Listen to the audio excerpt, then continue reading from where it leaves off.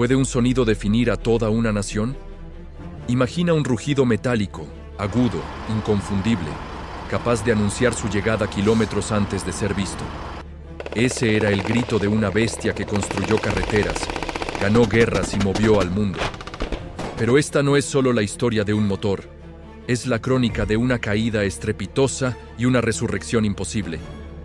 De cómo un imperio estuvo a punto de convertirse en chatarra hasta que un hombre con gasolina en las venas apostó todo cuando nadie más creía. Prepárate, porque hoy vas a descubrir por qué las leyendas nunca mueren, solo cambian de ritmo. Si cerramos los ojos y viajamos atrás en el tiempo, hasta el año 1938, nos encontramos en un Estados Unidos que, aunque no lo sabía, estaba a las puertas de cambiar para siempre. En ese escenario de incertidumbre, dentro de los despachos de General Motors, nació una idea que parecía imposible: crear un motor diésel que no fuera una mole pesada y lenta, sino algo compacto, ligero y poderoso. Así surgió la división Detroit Diesel, pero no nacieron en cunas de oro, sino en el fuego de la necesidad. Apenas la tinta de los planos se había secado, el mundo se sumergió en la oscuridad de la Segunda Guerra Mundial. Aquí es donde nuestra historia deja de ser sobre máquinas y se convierte en una historia de supervivencia humana. Detroit Diesel no solo fabricó motores, fabricó esperanza.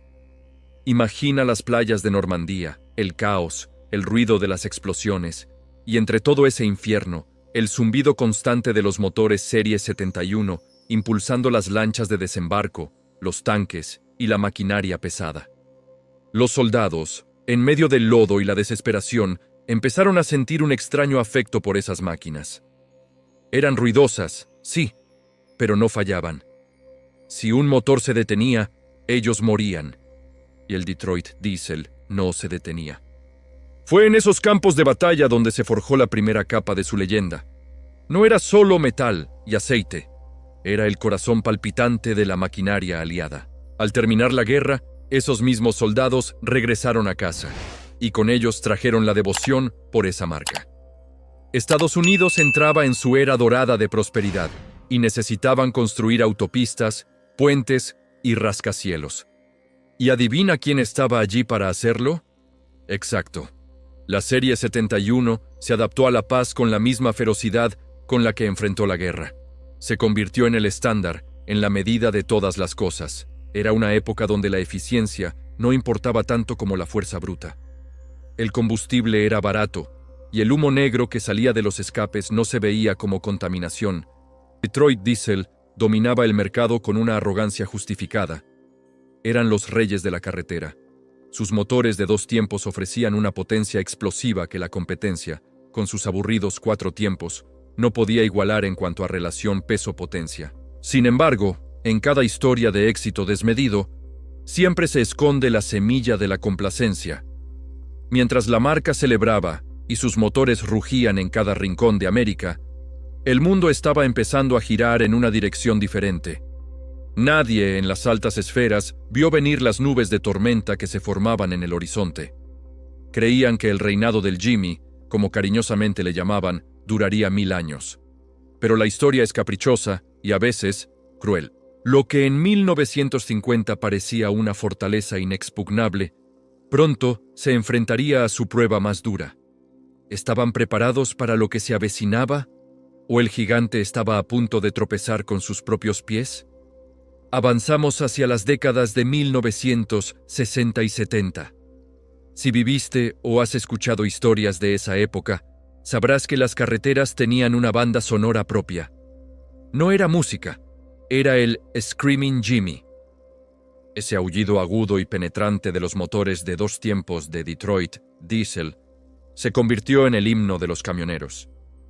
Era un sonido que te erizaba la piel, una mezcla de poder y agresividad que decía: aquí vengo y no me detengo. La compañía vivía una expansión agresiva. Lanzaron la Serie 53 y la monstruosa Serie 92. Parecía que no había vehículo que no llevara un corazón de Detroit. Desde autobuses escolares que llevaban el futuro de la nación, hasta camiones de bomberos que salvaban vidas, y por supuesto, los inmensos camiones que cruzaban el continente. Pero acércate un poco más a la máquina. Mira debajo del chasis. Ahí, en el suelo del taller o en el asfalto de la parada de camiones, verás la primera grieta en la armadura del rey. Aceite. Manchas oscuras y persistentes. Los motores Detroit tenían una particularidad que pasó de ser una broma interna a un estigma. Goteaban aceite. Tanto que se ganaron el apodo de Green Leakers, o goteadores verdes, por el color de su pintura característica. Se decía en tono de burla que si un Detroit dejaba de gotear aceite, era porque se había quedado vacío. Pero a los conductores no les importaba demasiado. Rellenaban el nivel y seguían pisando el acelerador. La potencia y la respuesta inmediata del motor de 2 tiempos eran adictivas. Sin embargo, el mundo exterior empezó a cambiar las reglas del juego. Llegó la crisis del petróleo de 1973. De repente, el combustible dejó de ser barato. Cada galón contaba. Y aquí es donde la magia del 2 tiempos se convirtió en su maldición. Estos motores eran potentes, sí, pero bebían diésel como si no hubiera un mañana. Eran sedientos, ruidosos y sucios. La competencia, marcas como Cummins y Caterpillar, que habían apostado por los motores de 4 tiempos más aburridos pero más eficientes, empezaron a ganar terreno silenciosamente. Además, una nueva fuerza emergía, una que no entendía de nostalgia ni de rugidos emocionantes: las regulaciones ambientales. El gobierno comenzó a mirar con lupa las emisiones. El humo negro, antes símbolo de trabajo, ahora era un enemigo público. Detroit Diesel, atrapada en su propia filosofía de diseño, se encontró acorralada. Intentaron adaptar sus viejos motores, parchear la tecnología, pero era como tratar de tapar una hemorragia con una tirita. La participación de mercado comenzó a caer en picada. De tener casi el control total, pasaron a ser vistos como dinosaurios obsoletos, ruidosos, sucios y caros de mantener. General Motors, la madre que les dio la vida, empezó a ver a Detroit Diesel no como una joya, sino como una carga pesada, un problema financiero que perdía millones de dólares al año. La moral en la fábrica estaba por los suelos. Los trabajadores veían cómo los camiones nuevos salían con motores de la competencia. El gigante se tambaleaba. La sentencia parecía escrita. Para finales de la década de 1980, los analistas financieros ya estaban redactando el obituario de la marca. Parecía el fin de una era. Pero, justo cuando las luces estaban a punto de apagarse para siempre, cuando todo parecía perdido y la quiebra era inminente, apareció una figura inesperada.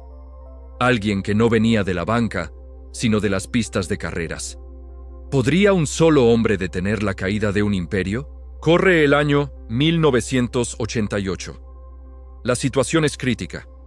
General Motors ya no sabe qué hacer con Detroit Diesel. La división pierde dinero a un ritmo alarmante. La tecnología se siente anticuada y la competencia se está comiendo el pastel completo. En las oficinas de GM, la decisión está prácticamente tomada. Hay que deshacerse del problema. Nadie en su sano juicio querría comprar una empresa con tecnología obsoleta y una reputación manchada por fugas de aceite y alto consumo. Nadie, excepto un hombre que veía el mundo a través de una visera de casco de carreras. Entra en escena Roger Penske. Penske no era un ejecutivo común de traje gris. Era una leyenda del automovilismo. Un hombre que entendía que en las carreras, como en los negocios, la diferencia entre ganar y perder está en la precisión, en el equipo y en la visión. Mientras todos veían en Detroit Diesel un barco hundiéndose, Penske vio un motor que solo necesitaba una puesta a punto radical. La noticia sacudió a la industria. Roger Penske compraba la mayoría de las acciones de Detroit Diesel. Muchos pensaron que estaba loco.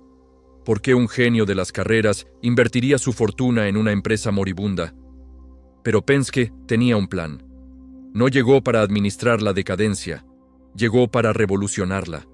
Lo primero que hizo fue algo que los directivos de GM habían olvidado hacer: escuchar. Escuchó a los ingenieros, escuchó a los mecánicos y, sobre todo, escuchó a los clientes. Se dio cuenta de que la lealtad a la marca seguía viva, latente bajo capas de frustración. Penske inyectó una nueva filosofía. Eliminó la burocracia. Si había un problema, se solucionaba. Si había una fuga, se sellaba. Pero sabía que para salvar la compañía, no bastaba con arreglar los viejos motores de 2 tiempos. Necesitaban un milagro tecnológico. Necesitaban algo que nadie más tuviera. Bajo su mando, se dio luz verde a un proyecto que había estado languideciendo en los cajones de ingeniería por falta de fe y presupuesto. Era una apuesta arriesgada, un todo o nada. Decidieron abandonar la tecnología que los hizo famosos. Iban a dejar atrás el ciclo de 2 tiempos para abrazar el de 4 tiempos, pero con un giro que nadie esperaba. Imagina la tensión en los laboratorios de desarrollo. Millones de dólares en juego, la reputación de Penske en la línea y miles de empleos dependiendo de que este nuevo motor funcionara. Tenían que crear el primer motor diésel para camiones pesados, totalmente controlado por electrónica. Hasta ese momento, los motores eran bestias mecánicas. Penske quería darles un cerebro digital. Los críticos decían que las computadoras no durarían en el duro ambiente de un camión, que la vibración y el calor las destruirían. Decían que los camioneros odiarían la electrónica. El escepticismo era enorme, pero Roger Penske no miró atrás. Estaba construyendo el futuro y estaba a punto de presentarle al mundo una máquina que cambiaría las reglas del transporte para siempre. El escenario estaba listo para la revelación, pero ¿aceptaría el mercado esta nueva bestia silenciosa y cerebral? ¿O sería el último clavo en el ataúd de Detroit Diesel? Y así llegamos al momento de la verdad. El lanzamiento de la Serie 60. No era solo un motor nuevo, era una declaración de guerra al status quo. Cuando este bloque de hierro llegó al mercado, el silencio fue ensordecedor, literalmente. Ya no había el aullido desgarrador del pasado, ni el humo negro, ni las manchas de aceite en el suelo. La Serie 60 introdujo algo revolucionario, el sistema DDEC, Detroit Diesel Electronic Control. Por primera vez, un ordenador gestionaba cada inyección de combustible con una precisión quirúrgica. Mientras los competidores seguían ajustando tornillos y resortes mecánicos, los técnicos de Detroit ahora conectaban computadoras portátiles para diagnosticar el corazón de la bestia. El impacto fue inmediato y brutal. La eficiencia de combustible se disparó. Las flotas de transporte, que contaban cada centavo, vieron los números y no lo podían creer. El motor no solo ahorraba dinero, sino que duraba más y se rompía menos. Los conductores, inicialmente escépticos, se enamoraron de la respuesta suave y del par motor inagotable. De repente, Detroit Diesel no solo estaba de vuelta en el juego, estaba liderando la tabla. Bajo la batuta de Penske, la participación de mercado de la compañía pasó de un triste 3% a dominar más del 30% del mercado de camiones pesados en tiempo récord. Fue una de las recuperaciones corporativas más impresionantes de la historia moderna de los Estados Unidos. Habían pasado de ser el goteador verde a ser el estándar de oro de la tecnología y la eficiencia. Este éxito rotundo llamó la atención de otro gigante mundial, Daimler-Benz. En el año 2000, la compañía alemana adquirió Detroit Diesel, integrándola en una red global de ingeniería. Pero el espíritu, ese ADN de resiliencia y potencia bruta, se mantuvo intacto. Hoy, cuando ves un inmenso camión Freightliner cruzando el horizonte, bajo ese capó probablemente late un corazón descendiente de aquella revolución. La Serie 60 evolucionó en los modernos motores DD13, DD15 y DD16, maravillas de la ingeniería que mueven la economía global. La historia de Detroit Diesel es mucho más que pistones y válvulas. Es la prueba viviente de que no importa cuán bajo caigas, ni cuán obsoleta parezca tu situación. Con la visión correcta, el coraje para cambiar y la voluntad de innovar, puedes renacer de tus cenizas. Pasaron de ser una leyenda ruidosa a ser una potencia silenciosa, pero su legado sigue rugiendo en cada kilómetro de asfalto. Gracias por acompañarme en este viaje, a través del tiempo, el aceite y la gloria. Si esta historia de ingeniería y superación ha encendido una chispa en ti, te invito a que te suscribas al canal dejes tu like y me cuentes en los comentarios qué otro gigante de la industria te gustaría que analicemos. Tu apoyo es el combustible que mantiene este motor en marcha. Nos vemos en la próxima historia.